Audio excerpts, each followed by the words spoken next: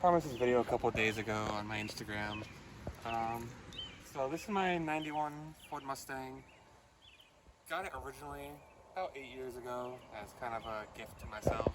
I traded it for GSX. The guy in New Hampshire couldn't drive it. So he trailed it down, traded me for my GSX.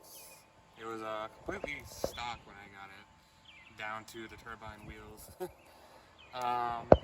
Over the next couple of years of owning it, changed a lot in the car, went from different setups, suspension, wheels, went through just about everything.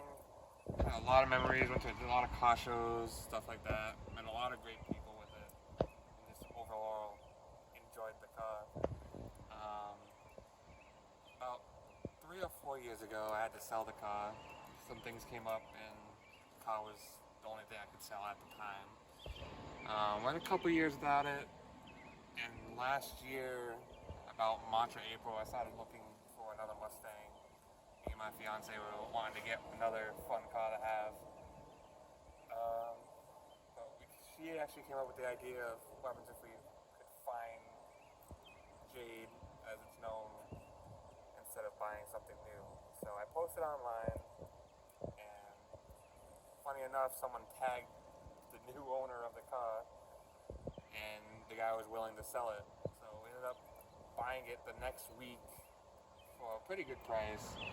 But the car, when I sold it, was in really good shape. When I unfortunately bought it back, it was basically stripped for parts. They took all the suspension out, they spray bombed the interior black, they just made it a wreck. They painted it some gross color from its jewel green that it originally was. When we got the car back in April, we owned it for maybe 2-3 weeks, and I ended up getting really sick with COVID. I was in the hospital for an entire month with it. When I got out of the hospital, did some minor things to it. I was able to change the interior and get it all back to how it was before I sold it, along with some new Coyote seats that my friend sold me. I was able to get new coilovers from a friend. He took them out of his 03 Cobra. It's a full UPR coilover suspension system. And that's pretty much it for that summer. I ended up getting the Enkai wheels towards the end of the summer, just because they fit better than the SVE wheels that I had.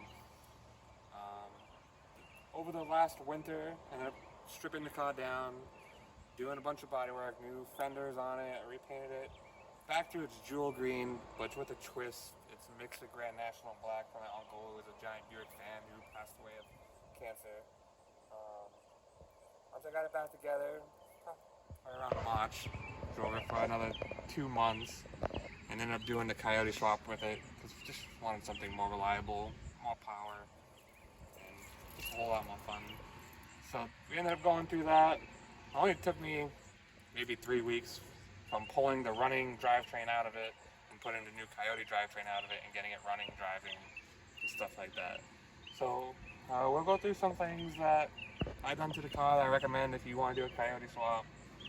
What you should do, maybe if you want to save money, like I did. I didn't put terrible amounts of money that some people put into a Coyote swap. I know some people go really crazy with it, and some people even say like, oh, the minimum's 15 grand. That's not true at all. I probably have 5,500, 6 grand max into it. So I'll pop the hood, and we'll go from there. So this is pretty much the engine bay. I wanted to keep it as looking as if it came out of the factory with the Coyote. So I didn't shave any of the holes or go through any of that work for it. I really wanted to keep it look like, hey, it came out of the factory in 91 with this engine and not the pushrod. So it's just basic things that you can do to keep the swap cheap. Like this is my factory pushrod radiator. The fans are out of a junkyard from a Ford Contour. The degas bottle is also out of a junkyard from a 2014 Mustang. The K-member and motor mounts at AJE. They worked really well. I got them on sale, so they're really cheap. The Hydro Boost system is all junkyard parts. The actual booster and reservoir is from a 96 Cobra with a Maximum Motorsport Hydro Boost swap kit that mounts it to the firewall and gives the pedal. It's all ran by a Volvo electric power steering pump that I put inside the driver's side fender with all dash 6 and fittings to tie everything together. Stock steering rack, stock sway bar. The only thing I had to do to make the engine fit is I had to grind down the sway bar mounting brackets just a little bit, just so I can squeeze the engine through underneath. The transmission is a Tremec 3650 from an 04 Mach 1. It was rebuilt, dyno tested specifically for a Coyote car. The clutch is a spec stage 2, billet flywheel. Drive shaft's a stock drive shaft out of a 03 Mustang GT. Stock rear end, 308 gears. Really built it just to drive it. I mean, I plan on doing autocross with it, maybe some road course at some point, but mainly just to drive and be reliable and have tons of power. Trying to think of what else you guys asked me. The fuel lines, factory fuel lines from the tank until you get to the engine bay. Then it becomes a dash 6 to an Aeromotive fuel pressure regulator, then dash 6 to the fuel rails and stock fuel rails, stock injectors. The pump is a Warborough 320 in tank. And there's nothing changed with the gas tank at all besides the fuel pump. Everything's factory. The wiring is all from Power by the Hour. I went with that kit instead of the Ford Racing Control Pack because that kit allows me to put the fuse box wherever I wanted to put the fuse box.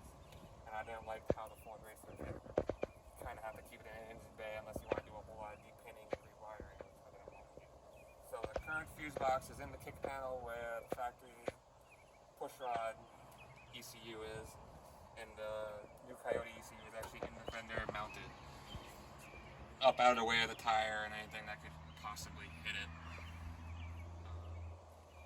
Now I guess we'll go to some body things that I've done to the car. Back with the body work. Like I said, the color is the factory Ford Jewel Green. Just make sure Buick Grand National Black from my uncle who's a giant Buick fan, and in memory of him.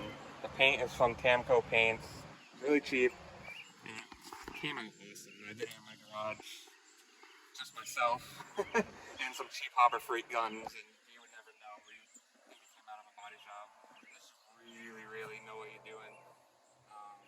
Smoke headlights. 93 Cobra grill. The actual front extensions from the front bumper are 93 Cobra. I didn't want front scoops. I wanted to be a little bit different. Factory GT style side skirts.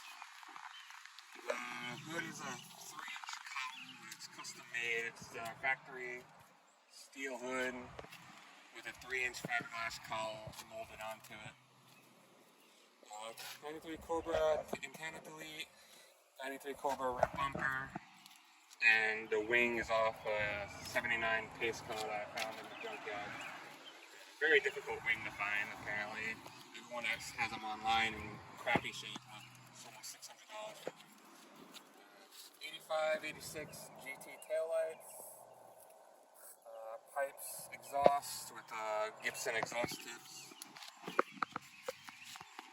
The wheels, Enkai NTO3 plus M's. 18 by 9.5 squared, plus 40. I think I might change them at some point. Just cleaning them's a hassle.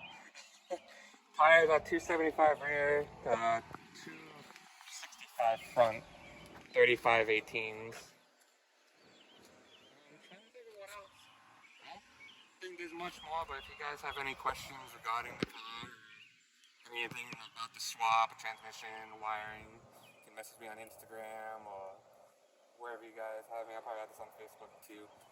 Yeah, but that just about covers everything. If you guys have questions, feel free to contact me. I'm always looking around and answering what people have to ask me. So yeah, that's it.